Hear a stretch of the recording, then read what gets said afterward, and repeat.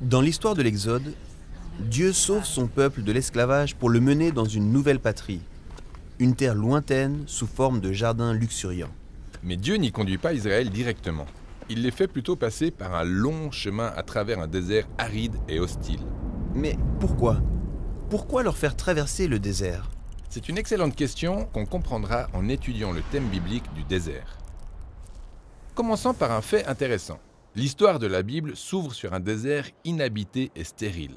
Mais ensuite, la vie de Dieu fait jaillir une source d'eau de la terre aride.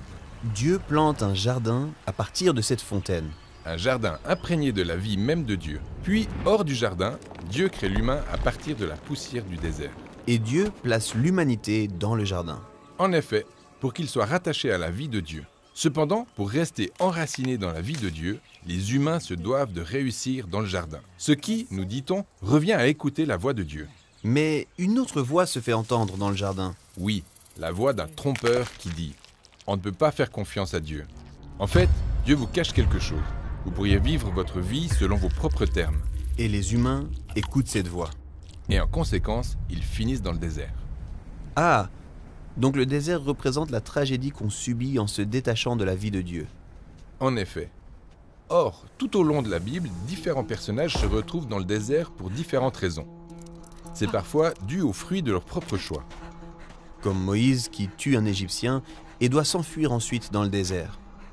Mais le désert peut aussi être le fruit des mauvais choix d'autres personnes.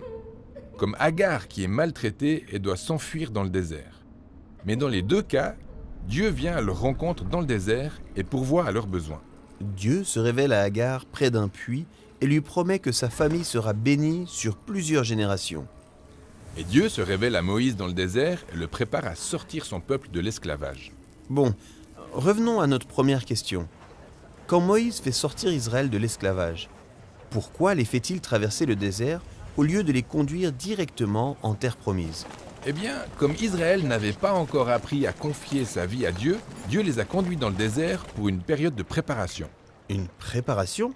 Le désert a un environnement très hostile. Mais Dieu les accompagnait en leur fournissant le strict nécessaire pour chaque jour. Pourquoi si peu?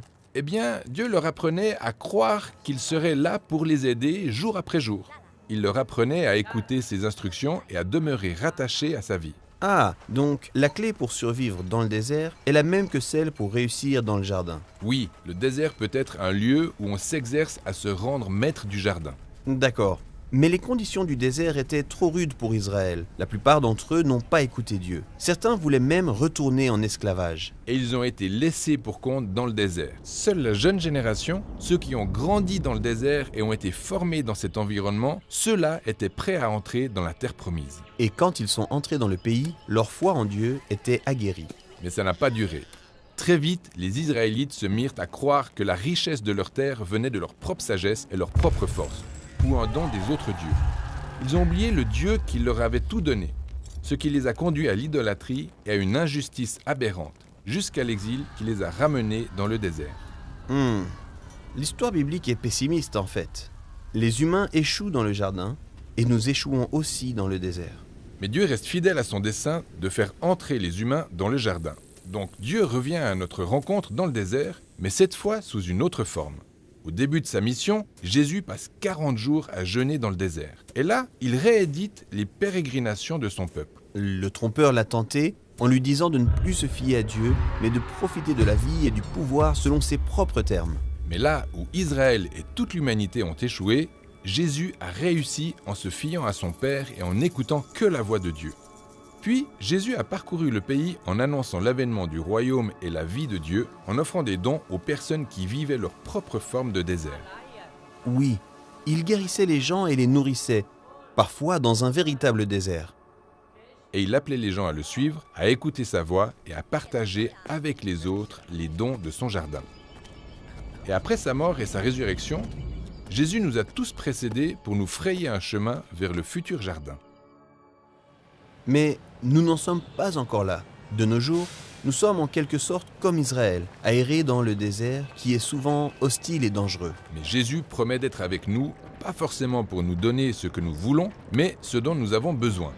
Et alors qu'il nous prépare à hériter du jardin à venir que Dieu nous réserve, il nous invite à lui faire confiance à l'écouter, à le suivre en nous exerçant à nous rendre maîtres du jardin dans le désert.